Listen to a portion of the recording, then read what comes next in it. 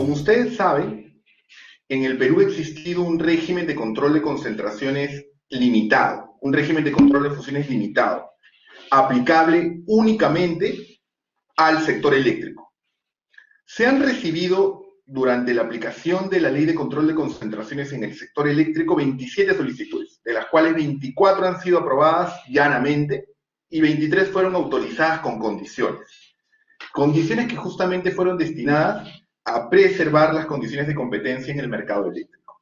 Ahora bien, este año el Congreso de la República ha aprobado la Ley 31.112 que extiende el régimen de control de concentraciones a todos los sectores, incluso el sector de telecomunicaciones, que hasta hace poco, en materia de libre competencia, no era de competencia del Indecopi, sino de los CIPTEL. A partir de esta norma, el Indecopi tiene facultades para revisar operaciones en todos los sectores. Sí están viendo mi pantalla, ¿no? Estoy en la diapositiva 3. No sé si los organizadores me pueden confirmar, para que no haya problemas. ¿Sí? Bueno, entonces sigo. Es que no estoy viendo el chat, por eso pregunto. Porque estoy compartiendo pantalla. Bueno, si hubiera algún problema, a ver si los organizadores me pueden ayudar informándomelo. Entonces continúo. Pero no solo la Ley 31.112, sino también se ha emitido el reglamento de la ley que justamente te permite aclarar cuáles son las reglas bajo las cuales se va a regir el control de concentraciones. Como toda ley, la ley no puede ser específica, minuciosa, en todos los detalles del régimen de control de concentraciones. Y se ha dejado al reglamento a que dé mayor claridad sobre cuál va a ser el marco aplicable. Y además, como suele ocurrir en materia antitrust en el Perú y en el mundo, el soft law es muy importante. Es decir, lineamientos o guías que van a permitir justamente a los agentes conocer con mayor claridad cómo se va a aplicar el régimen. Incluso con ejemplos. No sé si algunos de ustedes han podido ver el proyecto de lineamientos que ha sido publicado en marzo de este año por el Indecopi, que son los proyectos de lineamientos para cómo deben calcularse los umbrales de notificación para las operaciones que deben ser revisadas. Esta versión final del documento se va a emitir en el transcurso de estos días. Pero estas tres normas, por decirlo así, la ley, el reglamento y los futuros lineamientos, hasta este momento son el marco legal aplicable al nuevo régimen de control de concentraciones que va a entrar en vigor en los próximos días. Ahora bien, cuando hablamos de concentración, integraciones horizontales, ¿a qué nos estamos refiriendo? Es importante que ustedes tengan presente que esta ley se aplica a tres tipos de operaciones: a concentraciones e integraciones horizontales, verticales y de conglomerado. Voy a referirme a las dos primeras, que son las más habituales, que más habitualmente son revisadas por las agencias de competencia: las horizontales y las verticales. ¿Cuáles son las integraciones o concentraciones horizontales? Son las que se producen entre empresas competidoras y cuya operación va a implicar la pérdida de un competidor en el mercado. Como ustedes pueden ver en la diapositiva, imaginemos que hay 4 actores en el mercado y la empresa A decide fusionarse o decide comprar a la empresa B a través de cualquiera de las formas de adquisición que el ordenamiento prevé, y como consecuencia de esa transacción va a desaparecer un competidor en el mercado y uno va a acumular más poder de mercado. A va a pasar a tener una cuota de 70% en el mercado que ustedes consideren. Ese tipo de operaciones son las que van a pasar al régimen de control de concentraciones y a partir de la entrada en vigencia de la norma, que se espera que sea para finales de mes, para su validez va a tener que requerirse la autorización del Indecopi. Continúo. Pero no solo hay integraciones de corte horizontal, también hay integraciones o concentraciones que se conocen como verticales, que se producen entre empresas que no son competidoras, pero que participan en la misma cadena de valor. Cualquier producto que ustedes pueden ver cercano al lugar donde ustedes se encuentran ubicados, para que llegue hacia ustedes, ha tenido que pasar por toda una cadena de valor o de producción. Les voy a poner un ejemplo, el caso de las clínicas. Cuando nosotros queremos atendernos en unas clínicas, y tenemos la suerte de poder atendernos en una clínica, tenemos 3 formas de pagar el servicio. O lo pagamos con nuestros recursos, si no tenemos un seguro, íntegramente nuestros recursos. Podemos tener un seguro privado, los que típicamente dan las empresas de seguro, y en el caso de las relaciones de trabajo, suele ocurrir que existe una empresa prestadora de los servicios de salud, que se conoce como EPS, a cualquiera de estas tres formas. El mercado de clínicas y el mercado de EPS, que es el mercado de aseguramiento de salud, son mercados que están verticalmente integrados. No son competidores, pero están en la misma cadena de valor. Si se produjera una concentración, por ejemplo, de modo que una EPS compre una clínica, ese tipo de transacciones y los efectos que estas transacciones puedan originar sobre la competencia, sobre los consumidores y sobre determinados incentivos que se pueden generar a partir de la misma, van a ser revisados por la agencia de competencia, a partir de la entrada en vigencia de la ley que se espera a finales del mes de marzo. Ahora bien, el Perú es uno de los pocos países en la región, es más, todos los países OCDE lo tienen, hay uno que no lo tiene, pero indirectamente lo tiene porque hay un control de concentraciones a nivel comunitario en la Unión Europea, nuestros países vecinos. Es más, es extraño que un país que apueste por una economía social de mercado o una economía de mercado no tenga un régimen de control de concentraciones que justamente permita revisar los efectos de las operaciones de concentración en el mercado. De hecho, la OCDE, que es una organización a la cual el Perú aspira a ingresar, porque es una organización en la cual se emiten y se dan recomendaciones de políticas públicas, de las mejores políticas públicas a nivel mundial, ya recomendó al Perú que debería marcarse como una prioridad el establecimiento de un régimen de control de concentraciones. Esto lo dijo en la última vez que revisó la política de competencia en el Perú. Ahora bien, ¿quiénes van a estar obligados a notificar sus operaciones para que sean válidas? ¿Ya? Ojo, no se van a revisar todas las operaciones en el mercado, sino aquellas que impliquen determinadas condiciones. Por ejemplo, que impliquen un cambio de condición, un cambio de control en cuanto a la gestión o dominio de la empresa. Vamos a verlo con más detalle en unas diapositivas siguientes. Que superen determinados umbrales y que tengan efectos en el Perú. No importa dónde se haya celebrado el acuerdo. Puede ser un acuerdo entre las matrices, una que está en Estados Unidos y otra en la Unión Europea, pero están comprando empresas que, por ejemplo, una empresa que está en el mercado peruano o empresas que están involucradas entre empresas que tienen filiales en el mercado peruano.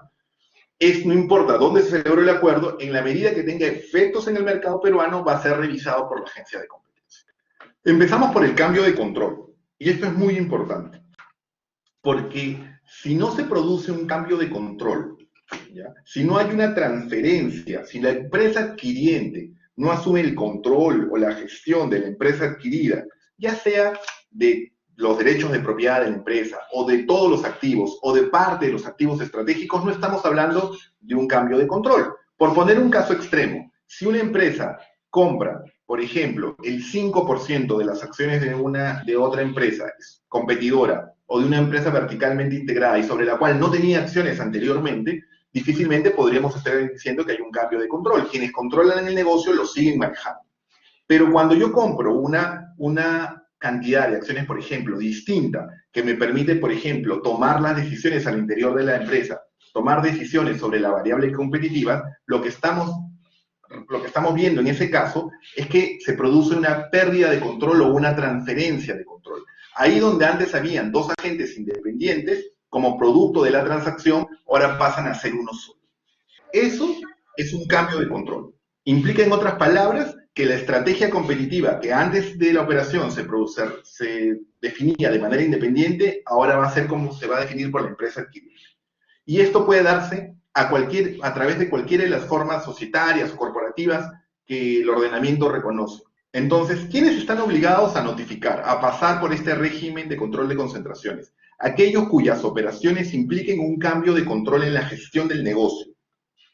Aquellos cuya transacción supere determinados umbrales que están establecidos en la ley. Es decir, no todas las transacciones van a tener que notificarse, es un régimen selectivo. Por decirlo así, de manera coloquial, la transacción entre el chifa y una esquina con el de la siguiente esquina no va a pasar por el régimen de control de concentraciones. Y en la medida que las operaciones tengan efectos en el mercado peruano, no importa dónde se celebre la transacción.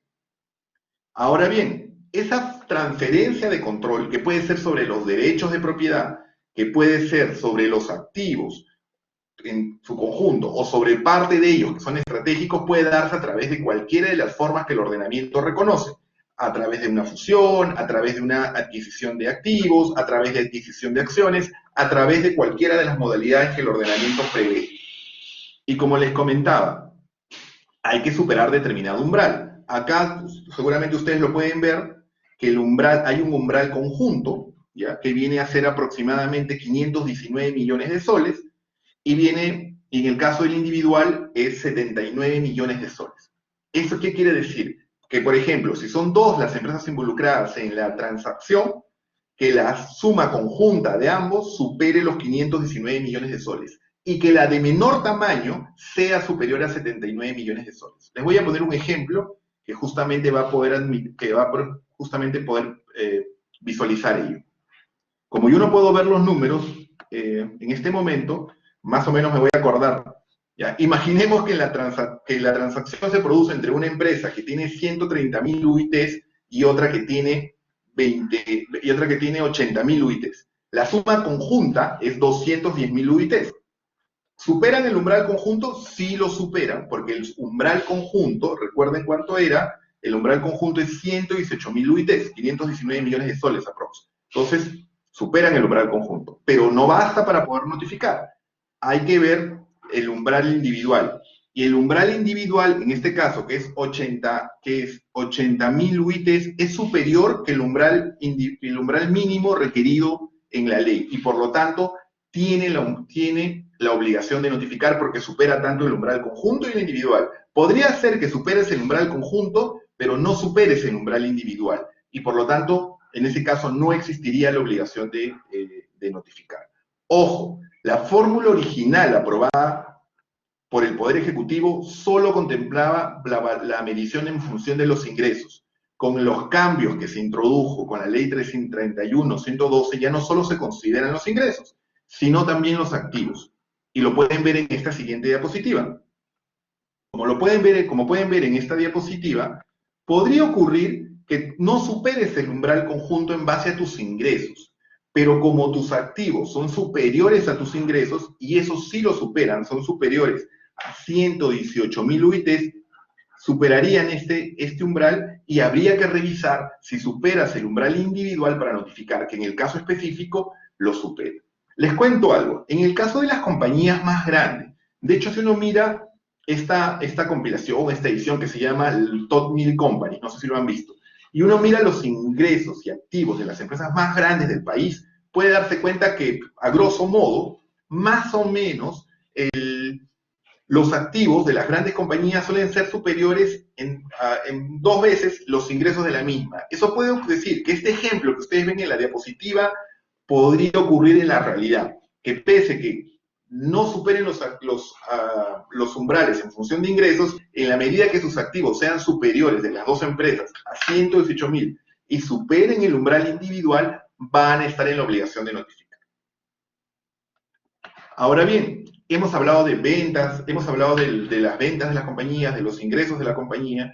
Como en muchos casos podemos estar hablando de empresas transnacionales, a ustedes les puede surgir la duda razonable, ¿y de qué tipo de ventas estamos hablando? ¿De las ventas en el país o de las ventas en el mundo? No, de las ventas en el país. Y también les puede surgir la duda, ¿y cómo valorizan los activos? Porque hay dos tipos de valorizaciones, la valorización contable o la valorización comercial. El reglamento de la Ley 31-112 ya se inclinó por el valor contable de los activos, que además, como ustedes lo pueden ver en la diapositiva, es la práctica a nivel comparado. Se suele considerar el valor contable de los activos de manera preferente que el valor comercial porque es de más fácil medición y se generan menos discrepancias. Ahora bien, en cuanto a las autoridades competentes para evaluar las operaciones de concentración empresarial, en cuanto a las autoridades competentes, deben tener en cuenta que existe una regla general. El INDECOPI va a ser competente para analizar las operaciones de concentración en todos los mercados, como regla general, incluido el mercado de telecomunicaciones, que para el caso de sanción de conductas anticompetitivas hoy día no lo ve.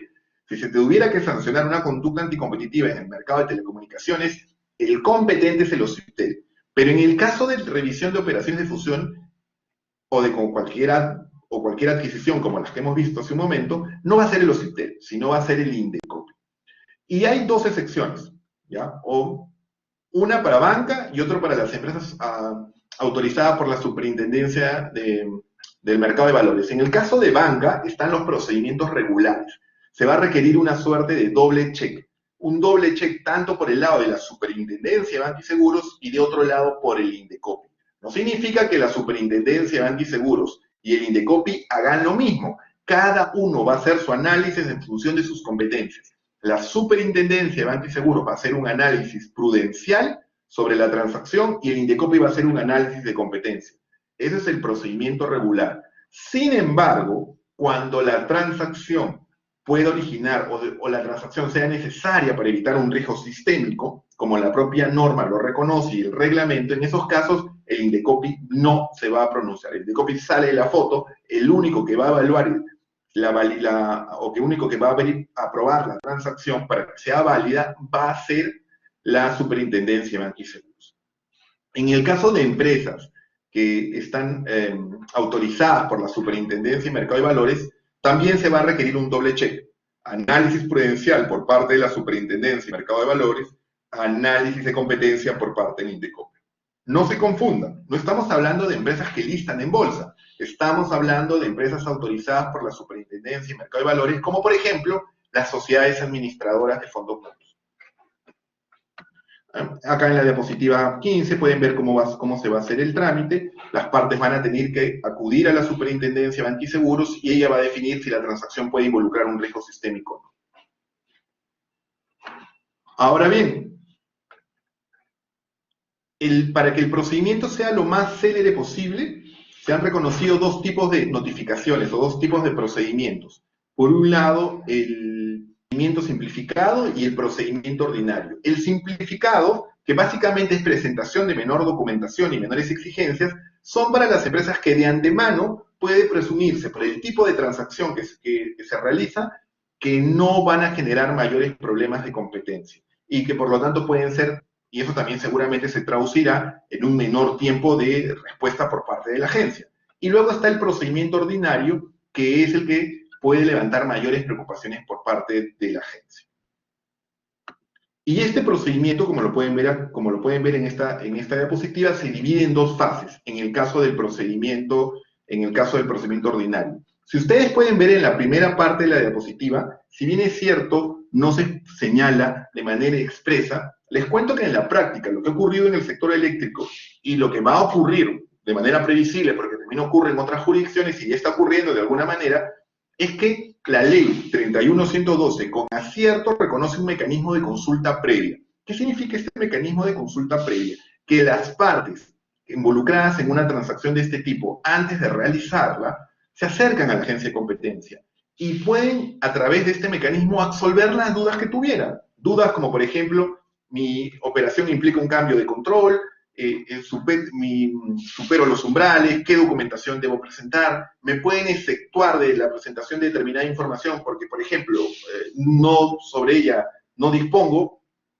Todo eso se puede ver en el régimen de consulta previa. Ha sido muy utilizado con el procedimiento de autorización de concentraciones en el sector eléctrico. En estos días también está siendo utilizado, aun cuando no entre en vigencia la ley 31112, porque en general la administración pública tiene un deber de orientación. Pero suele ocurrir en este tipo de procedimientos que son muy complejos, que de manera previa se acerquen a la autoridad y la autoridad los oriente. Luego se revisa la solicitud, se verifica si se cumple con los requisitos de admisibilidad y ahí se pueden desplegar dos fases. La fase 1, que son 30 días para el análisis de la operación. Les cuento que la estadística mundial dice que del 100% de las operaciones, 95% son resueltas en la fase 1, es decir, de una manera pronta. Solo un 5% son las que suelen levantar preocupaciones por parte de la agencia de competencia. Y estas transacciones pasan a una fase 2, que es un procedimiento mucho más público, donde se hace un llamamiento a los interesados para que puedan presentar sus elementos de juicio, y esa operación se revisa con mayor minuciosidad. De hecho, en la fase 2 lo que puede ocurrir es que la autoridad autoriza, deniega o aprueba con condiciones una transacción. ¿Qué es lo que está desarrollado con mayor detalle en esta diapositiva? Como ustedes pueden ver, la autoridad tiene su menú de opciones de decisión, son 3. O autoriza con condiciones, o deniega la transacción. En el extremo la deniega. Y así uno mira lo que ocurre a nivel mundial, el número de transacciones que son rechazadas. Por ejemplo, hay una estadística de la OCDE que ustedes pueden revisar si quieren, y se van a dar cuenta que es menos de un 1% lo que se rechaza, ¿ya? Estamos hablando del 0. De transacciones del total que son rechazadas. Pero también pueden ser condicionadas, ¿ya? ¿Y a qué me refiero con condicionadas? Les voy a poner un ejemplo reciente del Indecopi en su experiencia en el sector eléctrico. Seguramente ustedes han escuchado el caso Luz del Sur, en el cual inversionistas chinos deciden comprar al grupo Sempra, que tiene empresas tanto en la actividad de generación como en la actividad de distribución, básicamente la empresa Luz del Sur. Entonces, se revisan cuáles son los efectos de esa transacción, en la cual el grupo CTG está comprando al grupo Sempra. El grupo CTG ya tenía empresas en la actividad de generación y está comprando al grupo Sempra, que también tiene empresas en la actividad de generación y que además tiene la titularidad de una empresa de distribución en la ciudad de Lima. Las empresas distribuidoras requieren comprar energía eléctrica. ¿Y a quién le compran? A los generadores. Entonces, el peligro que el Indecopi vio en esta transacción es que Luz del Sur tiene que comprar energía y puede incidir en el costo, en la tarifa que todos nosotros pagamos, a qué costo compra. De hecho, lo que quiere el regulador y lo que se quiere por la eficiencia del mercado es que compre al menor precio posible. Entonces, lo que se vio en este caso es que, haciendo un análisis de cómo se estaba comportando Luz del Sur, se vio que Luz del Sur estaba comprando ya estaba comprando algún nivel de energía de empresas que están vinculadas con ella. De hecho, las que pertenecen al grupo Sempra. Entonces, la preocupación que tenía la agencia de competencia es que si se producía esta integración, donde la empresa tenía más empresas de generación a las cuales comprarles la energía, se podría producir un sesgo para que Luz del Sur compre la electricidad a sus generadores vinculados, descartando al resto de empresas, a pesar de que les pueda ofrecer un precio menor. De hecho, si uno mira lo que se hizo en el caso, que es de dominio público, puede ver que en el caso se hacen proyecciones de cómo Luz del Sur estaba comprando y si se podían obtener menores precios por parte de competidores. Y efectivamente, se podía obtener menores precios por parte de competidores, y lo que le preocupaba a la agencia es que de alguna u otra manera se direccione la compra a los generadores vinculados, por más que en el mercado puedas comprar energía a otras empresas de modo más barato. ¿Y quién podría eventualmente asumir los efectos de esa transacción? Los consumidores.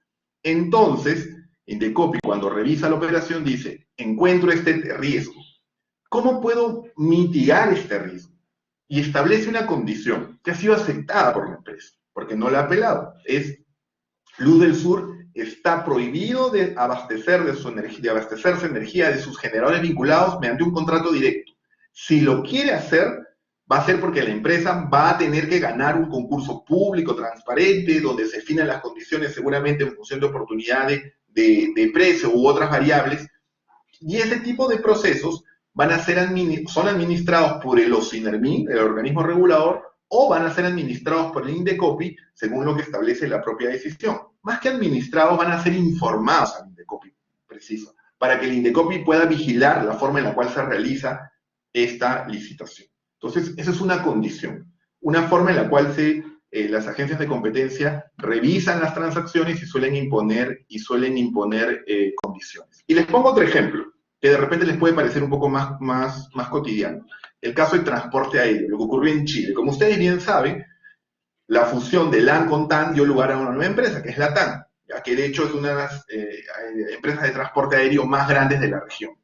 ¿Cuál fue el riesgo que se vio en Chile como consecuencia de la transacción? El riesgo de que esta empresa pudiera abusar del poder del mercado que asume o que adquiere como consecuencia de la transacción. Específicamente, una de las rutas, dentro de otras que le preocupó a la agencia de competencia, era la ruta Sao Paulo-Santiago, que es una de las rutas con mayor frecuencia. Y lo que le preocupaba a la autoridad era la acumulación de poder por parte de la empresa, porque estabas acumulando las frecuencias horarias que ya tenía LAN más aquellas de TAN. Y porque estas aerolíneas tenían algo que es un recurso muy valioso en aeropuertos en Latinoamérica que suelen estar muy congestionados, lo que se conoce el derecho al slot. Es el derecho que tiene una aerolínea de poder salir, de poder utilizar la infraestructura aeroportuaria, poder embarcar pasajeros y poder despegar. Obviamente en aeropuertos congestionados como el Jorge Chávez, otros de Latinoamérica, es un derecho preciado. Entonces, lo que iba a producir la integración es que se iban a juntar los derechos por parte del LAN con los de TAN, ¿ya? Y ustedes bien saben que ese es un recurso limitado, no significa que, pues, el aeropuerto puede decir, y pueden ingresar mucho más operadores. ¿Por qué? Porque hay una congestión en el tráfico aéreo. Entonces, la autoridad de competencia de ese país dijo, mira, te voy a aprobar la transacción por la cual unes los derechos de LAN con TAN, específicamente sobre los slots, pero siempre y cuando te desprendas de algunas frecuencias o slots. Y te vas a desprender y las vamos a subastar a un tercero competidor para que tú sigas enfrentando presión competitiva, porque la presión competitiva es la que genera que las empresas ofrezcan a los consumidores menores precios o tengan incentivos para innovar y mejorar la calidad de sus productos. Ese es un ejemplo de las condiciones que se van a imponer por parte de las agencias de competencia con ocasión del análisis de este tipo de transacciones. Ahora bien, la Ley 31.112 incorpora una facultad que fue muy polémica en su momento. Porque recuerden, yo les he venido hablando que este mecanismo es un mecanismo selectivo, ¿ya? Que la fusión entre el kiosco de una esquina con el de otro no se va a revisar. Entre el chifa de una esquina con el de la otra tampoco. Pero la Ley 31.112 incorpora una suerte de cláusula de salvaguarda, que es común en muchas jurisdicciones, en el sentido de que pueden ocurrir que hayan operaciones que no superen los umbrales, pero que puedan generar preocupaciones a la agencia de competencia sobre los efectos en el mercado porque pueden reducir la competencia efectiva en el mismo. Y facultan a las agencias de competencia a excepcionalmente revisar esas transacciones. Esta facultad fue incorporada por el Congreso de la República, se le da la facultad a la Secretaría Técnica de la Comisión a poder revisar transacciones de oficio, pese a que no superen los umbrales. E incluso, en esos casos, para que las partes no sean sujetas a la incertidumbre. Yo celebré mi transacción, pero la autoridad me puede en cualquier momento seguro llamar y pedir que notifique mi operación para la validez, pese a que ya está cerrada, ya también incorpora la notificación voluntaria. Como ustedes pueden ver en la diapositiva, esta facultad no es exclusiva del Perú. Por poner uno de varios ejemplos, pueden ver el caso chileno, lo pueden ver en la pantalla, seguro, no sé si están viendo ahorita el decreto legislativo que otorga estas facultades a la Fiscalía Nacional Económica para poder revisar de oficio transacciones que no superen los umbrales. De algún modo, el reglamento de la Ley 31.112 ha acotado esa facultad y ha establecido algunos parámetros que seguramente a quienes están en contra de esta disposición, pues no lo satisfacen plenamente, pero establecen algunas coordenadas que de alguna manera ya empiezan a cerrar el ejercicio de esta facultad para acotar un poco la discrecionalidad. Por ejemplo, que las transacciones solo van a poder ser revisadas en el plazo de un año. Les cuento que ese plazo de un año también es más o menos común en las regiones. Pueden ver ahí en la diapositiva el caso de Canadá, México y Chile. Les cuento que hay países o autoridades, como en el caso de Estados Unidos, cuyos plazos son más prolongados o no tienen plazo. Eso les puede sorprender, porque seguramente les podría generar algún tipo de, oye, ¿esto puede generar algún nivel de incertidumbre jurídica? Sí, seguramente ustedes coincidirán en que un plazo indefinido, muy largo, puede generar un nivel de incertidumbre jurídica. En el caso peruano se ha establecido un plazo de un año, que suele ser el promedio a nivel de otras regiones. Se ha establecido que solo se van a revisar operaciones que tengan efectos en el Perú y no se van a revisar operaciones que en su momento ya hayan sido excluidas por la Superintendencia de Banca y Seguros porque indicaron en su momento que generaban riesgo sistémico. Y el reglamento también te establece algunas coordenadas de cuándo se va a ejercer esta facultad. Por ejemplo, dice, en el caso de integraciones horizontales entre empresas competidoras. En el caso de integraciones horizontales entre empresas competidoras, por ejemplo, van a poder ser candidatos a poder revisar, a poder ejercerse esta facultad de oficio. O cuando se trate de empresas que ya tienen un historial de compra. Imaginemos empresas que han hecho parte de una política de compra, de que constantemente compran competidores, y esto implica una disminución del número de ofertantes en el mercado, una disminución de la presión competitiva en el mismo, y se ve que son recurrentes en este tipo de actuaciones. ese tipo de transacciones van a poder revisarse a través de esta facultad de oficio. O, lo que es muy común hoy día a nivel comparado, la compra de startups o compras de empresas con potencial de crecimiento en el futuro. Son empresas que seguro en un determinado momento son incipientes, pero que tienen un gran potencial futuro, y las empresas, como visualizan que estas, o proyectan que estas empresas seguramente en el futuro le van a quitar un gran número de competidores, para evitar que ello ocurra, compran al competidor. De hecho, este tipo de transacciones, con algunos matices, son conocidas a nivel comparado como las killer acquisitions. Adquisiciones destinadas a asesinar a tu competidor de cara a que no enfrentes competencias y puedas mantener tu poder de mercado. De hecho, ustedes han seguido las discusiones en Estados Unidos, específicamente las sesiones que han habido en el Congreso de la República, en las sesiones que han habido en el Congreso en Estados Unidos, pueden haberse dado cuenta que las grandes firmas tecnológicas han sido llevadas al Congreso, y una de ellas en específica ha sido acusada de tener como política comprar a sus competidores con potencial de crecimiento para evitar competencia futura. Esta es una data muy interesante. Si hubiera entrado en vigencia el régimen de control de autorizaciones con anterioridad, acá pueden ver en esta diapositiva y en la que viene qué transacciones se hubieran tenido que revisar. Ese es un ejercicio retrospectivo, ¿no? Porque la ley se aplica por adelante, no se van a revisar transacciones que ya están cerradas. Pero eso es un ejercicio retrospectivo que te permite ver, oye, qué tipo de transacciones son las que se habrían revisado en el mercado, y además de qué sectores. Y como ustedes pueden ver ahí, los sectores son diversos. Podemos ver desde medios de comunicación, mineras, farmacias, retail, banca. Los sectores pueden ser de los más dispersos, pero esos son parte de los tipos de transacciones que van a ser seguramente vistas a futuro. Ahora bien, ya estoy terminando. ¿Cuáles son los principales retos que esta norma genera para la agencia de competencia? Por un lado, para la agencia de competencia, aprobar lineamientos o formularios que den mayor claridad a los agentes económicos. El INDECOPI en los últimos años en materia de competencia ha aprobado muchos lineamientos: la guía de compras públicas, la guía de recompensas, la guía de clemencia, la guía de resarcimiento de daños de conductas anticompetitivas, guía sobre acuerdos anticompetitivos en el ámbito laboral, y puedo seguir continuando. Este soft law es una buena práctica porque te permite aterrizar lo que está en la ley o el reglamento, muchas veces a través de casos reales y a través de coordenadas, y permiten a los agentes económicos anticipar la forma en que la autoridad integra la ley, y eso reduce la incertidumbre jurídica.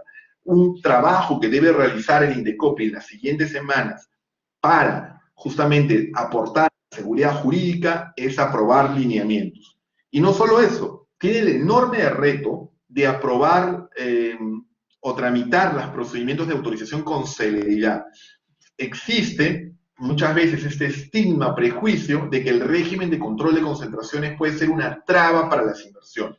Y como un gran número de operaciones, alrededor del 95%, si se mira a nivel comparado, no generan preocupaciones de competencia, la autoridad tiene el reto de aprobar estas transacciones o revisarlas con celeridad, para que rápidamente se libere de aquellas que no generan preocupaciones de competencia y se concentre en ese 5%, mientras que el resto, ese tipo de transacciones se puedan ejecutar y generar todas las eficiencias que suelen producirse como consecuencia de las integraciones. De otro lado, va a tener que observar las mejores prácticas internacionales sobre la materia, como ha venido ocurriendo en materia de libre competencia. Hay que revisar lo que la OCDE, lo que países con mayor desarrollo en materia de competencia, tipo Estados Unidos, o el bloque de la Unión Europea, o Reino Unido, Alemania, vienen aplicando sobre la materia.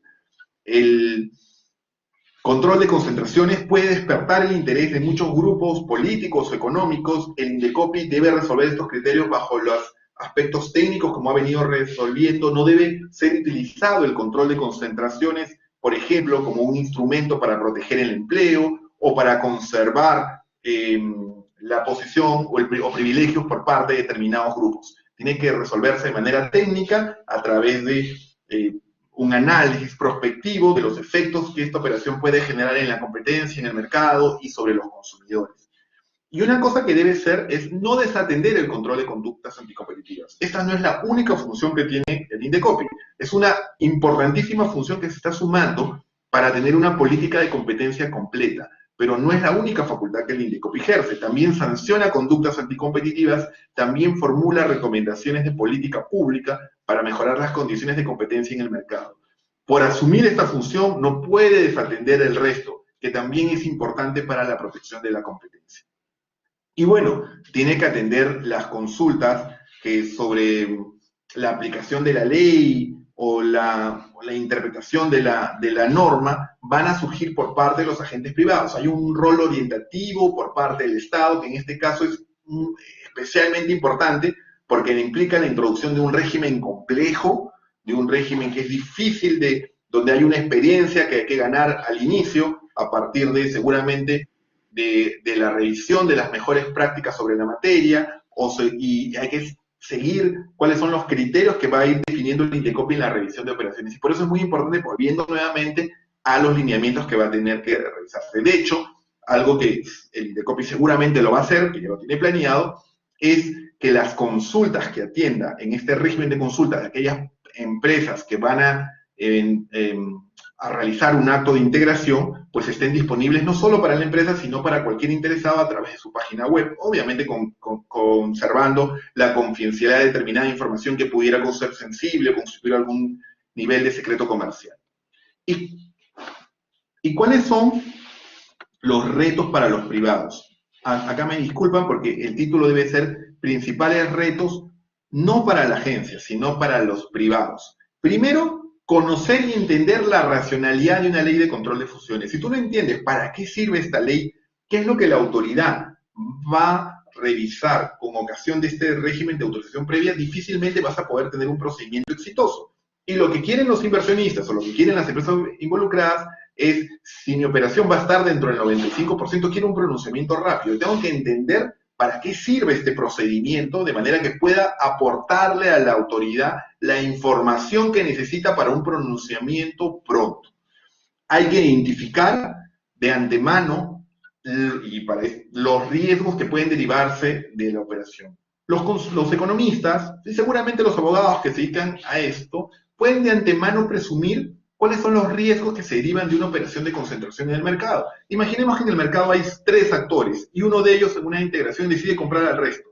De antemano pueden presumirse cuáles son los efectos que pueden derivarse de la operación. Y es importante poder identificar los riesgos porque yo podría, y esto lo establece la ley, ofrecer a la autoridad de competencia, frente a las preocupaciones que ésta tuviera de los riesgos de la operación, remedios. Es más, yo puedo ofrecerle determinados compromisos que asumo de cara a paliar los efectos que puedan derivarse de mi operación. Yo como inversionista quiero que esta operación sea prontamente aprobada y puedo identificar los riesgos que seguramente a la agencia de competencia también en su momento les va a saltar.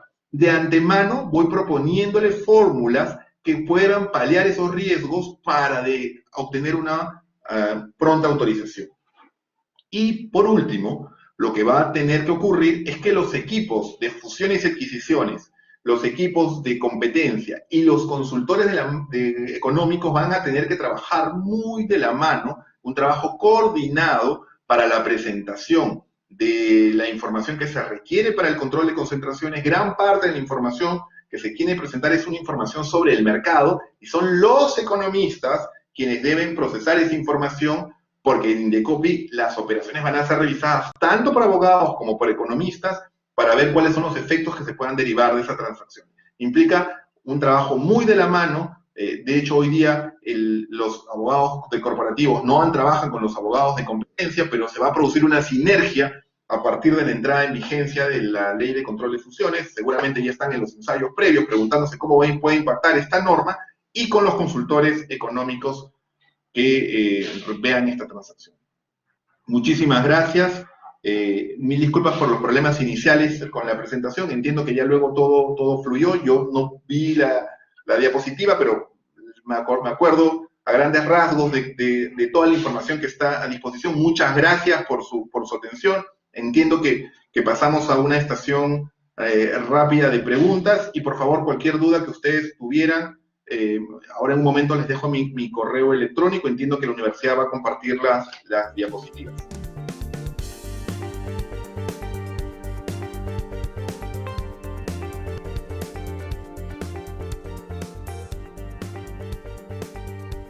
A ver, preguntan, Indecopi, ¿cuándo entrará en vigencia la ley? Indecopi ya modificó su ROF.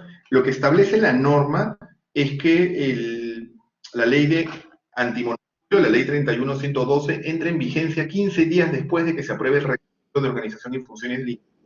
Si yo hubiera sido el legislador, no lo hubiera atado a este hecho, que es un hecho que el Indecopi no controla por sí solo, porque quien tiene que aprobar el reglamento de organización y funciones es una entidad distinta que es la Consejo de Ministros. Como se ha indicado recientemente en los medios de comunicación, se espera que esto pueda producirse en estos días para que la norma esté en vigencia antes de finales de mes. La siguiente pregunta es, ¿la dotación de personal y de presupuesto de Indecopi es la adecuada para llevar el control de fusiones?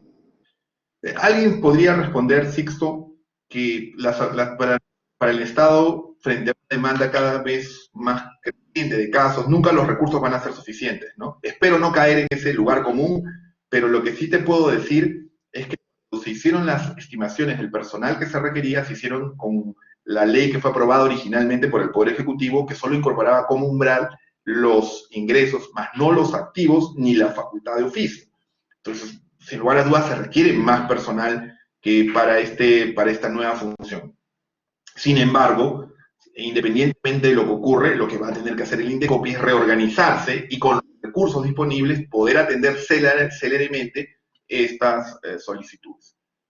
Luego pregunta Gino. Gino creo que es un tema más para los administradores. Luego pregunta José Quintana. ¿Se entiende que la facultad de Indecopi para iniciar de oficio su discrecionalidad incluye las fusiones realizadas incluso antes de entrar en vigencia la ley? Muy buena pregunta. De hecho, un congresista, más de uno, quería que la ley fuera aprobada y permitiera revisar las transacciones que se produjeron en el pasado. Sin embargo, ustedes bien saben que eso no es posible, porque eso implicaría darle a la ley el carácter retroactivo que está prohibido por nuestra Constitución, y por esta razón hay una disposición, no recuerdo si en la ley o en el reglamento, en uno de los dos, de que no se van a poder revisar operaciones que ya están cerradas. Luego dice Julio, ¿algún criterio para establecer el potencial de crecimiento de las startups que se consideran en la actuación de oficio? Julio, de hecho eso es algo que se espera por parte del Indecopi y en las siguientes semanas, es que saque lineamientos sobre cómo va a ejercer esta facultad de oficio. Yo creo que va a depender mucho de los mercados, ¿no? En los mercados tecnológicos es muy común que ocurran estas startups, pero también puede ocurrir en mercados que no son tan tecnológicos y donde se ve que empresas con posición de dominio compran a empresas nacientes, ya sean locales o extranjeras, que ingresan al mercado a competir con ellos. Y que justamente uno ve que se producen estas transacciones y se elimina la competencia como consecuencia de este tipo de operaciones. Entonces uno puede decir, oye, es difícil, cada vez que ingresa un nuevo operador en un mercado, la secuencia que se ve es que el gran operador compra a esta empresa naciente. También podría causar, y no estamos hablando necesariamente de una industria, de un mercado tecnológico, sino de otro tipo de industrias, y también podrían revisarse vía la facultad de oficio, ¿no? Entonces, sobre todo lo que se quiere ver es, pueden haber ingresos de operadores innovadores, con potencial de crecimiento, que ingresan fuertemente al mercado, y que si bien es cierto, pueden ser aún pequeños, se ve una proyección de crecimiento. Y eliminar esa proyección de crecimiento le quita la posibilidad en el futuro a los competidores de tener mayores opciones, y les quita a los consumidores la opción también de que esta empresa que ya está en el mercado tenga presión competitiva que la incentive a ser mejor, a ser más eficientes, y que permita obviamente que estas eficiencias se trasladen a los usuarios en precios, calidad, innovación. Entonces, en los futuros lineamientos se van a establecer algunas coordenadas sobre este tema. De hecho, es uno de los temas, yo creo, más sensibles, cómo se va a ejercer esta facultad de oficio, y yo creo que uno de los grandes retos del Indecopi en corto plazo es aprobar y publicar unos lineamientos que se sometan a consulta pública sobre la materia. Y pregunta Stephanie, previo a estas fusiones, ¿se tienen que realizar contratos de confidencialidad? No entiendo del todo la pregunta, Stephanie, pero si tu pregunta va en torno a que, o sea, de hecho, muchas de las transacciones suelen tener muchas funciones no son anunciadas hasta que se cierran, ¿no? Pero claro, en la medida que haya una intención seria o ya hay un contrato firmado, van a tener que obtener la autorización del Indecopi antes de que esa operación se cierre y sea válida. ¿Ya? Si no, no va a ser eficaz. En el procedimiento se va a conservar la confidencialidad de aquella información que implique un secreto comercial o industrial, como en general el ordenamiento lo prevé. Entonces, eso es lo que va a ocurrir ordinariamente. Tú me dices, Stephanie, si he podido entenderla correctamente la pregunta o he desviado la respuesta. Los actos previos, el acercamiento que puedan tener las partes al Indecopi envía una consulta previa, sí son confidenciales, no tendría por qué ser públicos. Pero si se hace una consulta, por ejemplo, y sobre si a mi caso específico se le aplica la ley, obviamente conservando la confidencialidad o de determinada información por parte de los agentes, excluyendo los nombres, se puede hacer pública la respuesta. De hecho, ustedes lo pueden ver hoy día en órganos como OCE o SUNAT, que muchas respuestas a consultas sobre la aplicación de la norma las pueden encontrar disponibles en la web, y me parece que eso reduce la incertidumbre jurídica. Lo mismo debería ocurrir acá, ¿no? Obviamente conservando la confidencialidad de determinada información. De hecho, si en algo es muy estricto la norma, tanto en esta como en la anterior, es en la conservación de la confidencialidad de información sensible. Y me pregunto, Horacio, si me parece bien la ley antimonopolio. La ley 31.112, yo diría que en términos generales, es una ley que, en términos generales, sigue las mejores prácticas internacionales sobre la materia. De hecho, como toda ley, hay puntos donde en su momento el Indecopi discrepó y consideró que debió tomarse una opción distinta. Sin embargo, yo te diría que en términos generales, la ley sigue las mejores prácticas internacionales sobre la materia. Bueno, si no hay más preguntas, nuevamente muchas gracias por tomarse un tiempo para poder participar en este evento. Espero que la información les sea útil y bueno, estamos a su disposición para atender cualquier consulta. Bueno, muchísimas gracias. Ha sido un gusto. Gracias a todos.